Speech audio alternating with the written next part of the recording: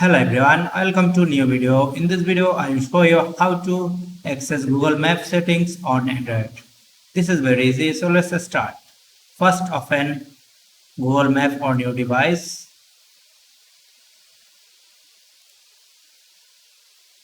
After opening the maps, then tap on profile picture icon that is located on the top right corner of the screen.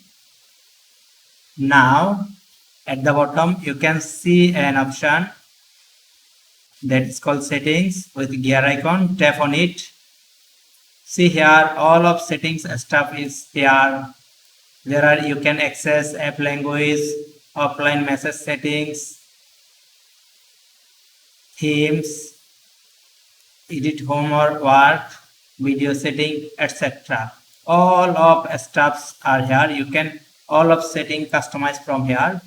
That's it for now. I hope you enjoyed this tutorial. If you enjoyed this, please like this and as always subscribe our channel. Thank you.